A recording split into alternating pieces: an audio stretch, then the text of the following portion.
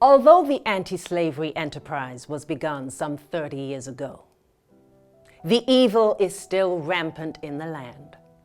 I shall briefly explain that there are 32 states, 16 of which are free, and 16 slave states. The free states are in the North.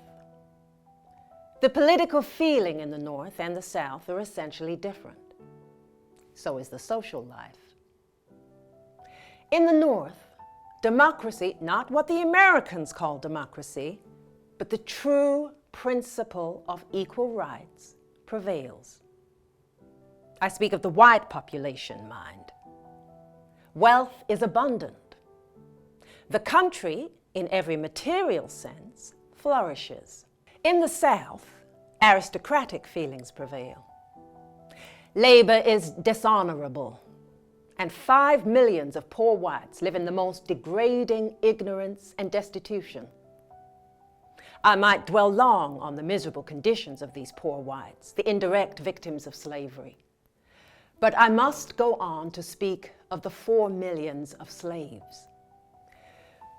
The slaves are essentially things with no rights, political, social, domestic, or religious. The absolute victims of all but irresponsible power.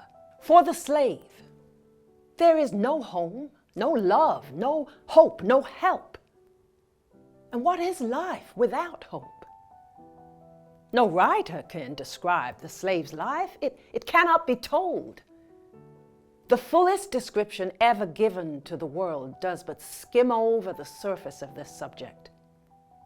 The free colored people of the northern states are, for no crime but merely the fact of complexion, deprived of all political and social rights. Whatever wealth or eminence in intellect or refinement they may attain to, they are treated as outcasts. How is it that we have come to this state of things, you ask? I reply, the whole power of the country is in the hands of the slaveholders.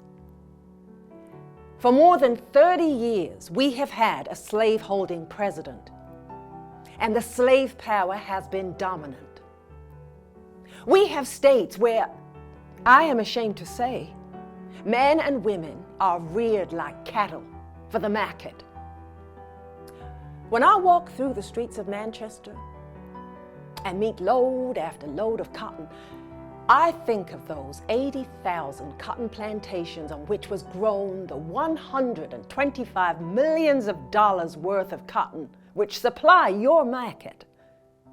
And I remember that not 1 cent of that money has ever reached the hands of the laborers. Now I ask for your sympathy and your influence. And whoever asked English men and women in vain? Give us the power of your public opinion. It has great weight in America. Words spoken here and read there are as no words written in America are read. Your Claxon and your Wilberforce are names of strength to us. I ask you, raise the moral public opinion until its voice reaches the American shores.